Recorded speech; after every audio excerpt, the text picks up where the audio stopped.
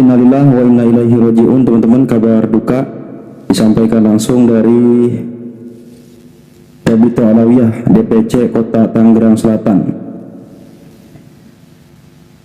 Segenap keluarga besar Rabithah Alawiyah DPC Kota Tangerang Selatan turut berduka cita atas wafatnya Habib Lutfi bin Muhammad Al-Haddad, pimpinan Pondok Pesantren Al-Maddad, 1 Dzulhijjah 1446, 27 Mei 2025.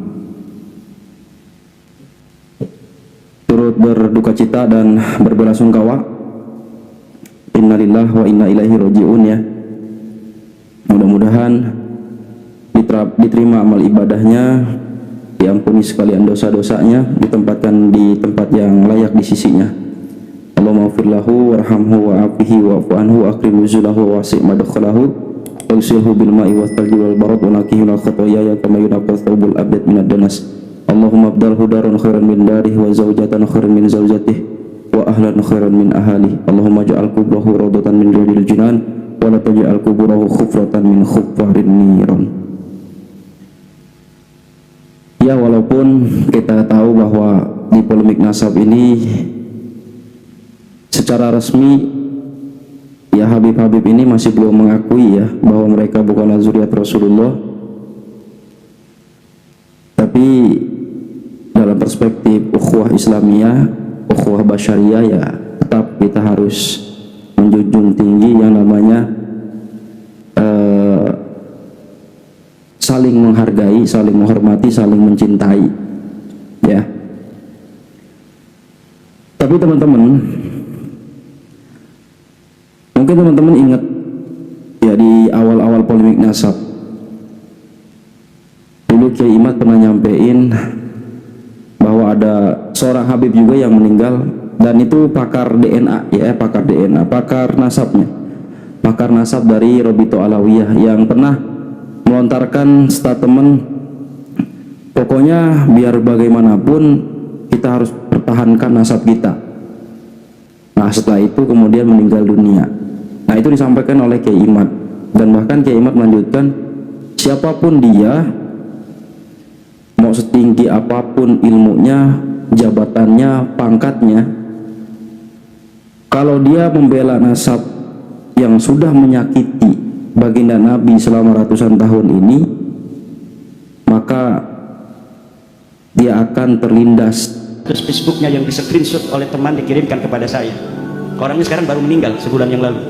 Dia ahli nasab daripada Rabithah Alawiyah. Dia mengatakan, bagaimanapun caranya kita akan lawan dan pertahankan nasab kita. Setelah nulis begitu, dia mati cegahnya. Kalau orang berani untuk berdiri tegak ketika ada bulldozer, maka dia akan terlindas oleh bulldozer. Apapun fitnahnya, apapun framingnya, setinggi apa dia pangkatnya hari ini, yang mau membela nasab yang telah menyakiti Rasulullah Muhammad SAW itu beratus-ratus tahun, dia akan ikut terbantai. Tapi wallahu a'lam bishawab, apakah kemudian ini ada kolerasinya gitu kan dengan apa yang disampaikan oleh Kiai Imad? Dan tentu ini juga pernah ya kan, kemudian ada Kiai Pribumi ya, yang beliau itu adalah muhibbin ya, pun sama, bahkan jelas di atas panggung dia melarang untuk berbicara soal polemik nasab yang terjadi. Qadarullah biidznillah, kemudian meninggal dunia, wafat di tempat.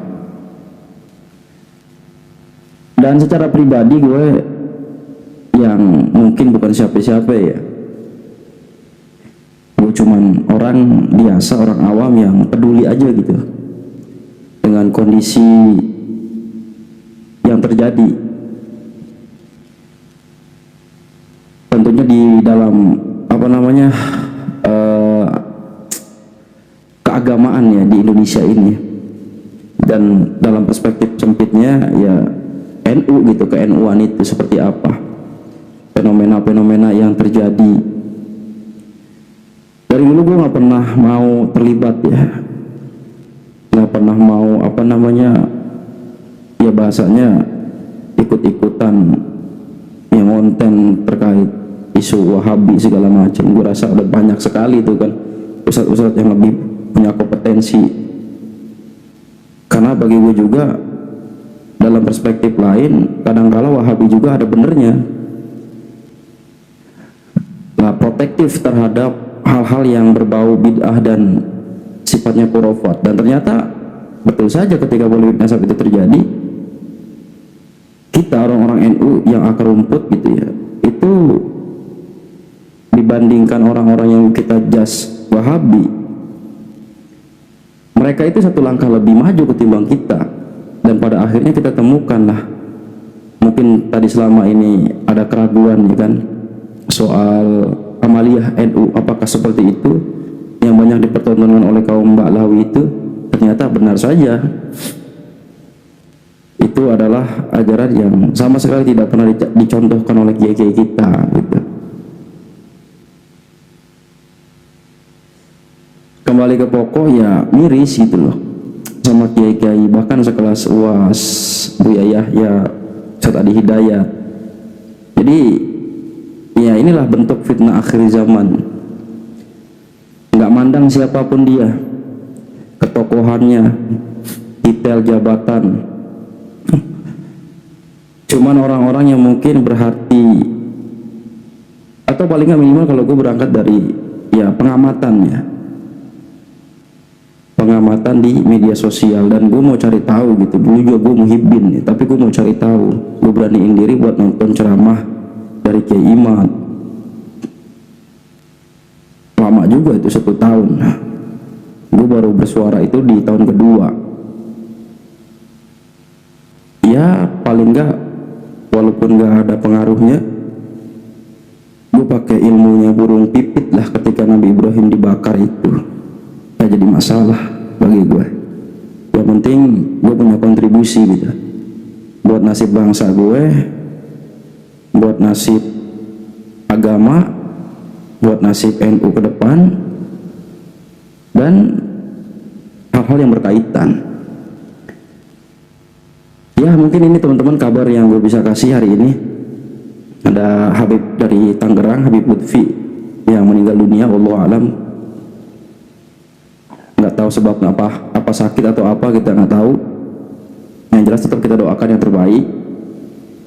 Tentang korelasinya dengan polemik nasab ini, wallahu alam juga ya.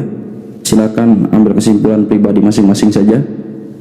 Gue nggak mau spekulasi, takut salah. Tetap kita doakan yang ditinggalkan benar-benar dapat kesabaran, dan kita doakan juga saudara-saudara kita Habib Ba'lawi yang lain untuk segera bertobat dari pengakuannya sebagai zuriat Rasulullah SAW. Terus kalau ulama Nusantara jaga persatuan, NKRI harga mati.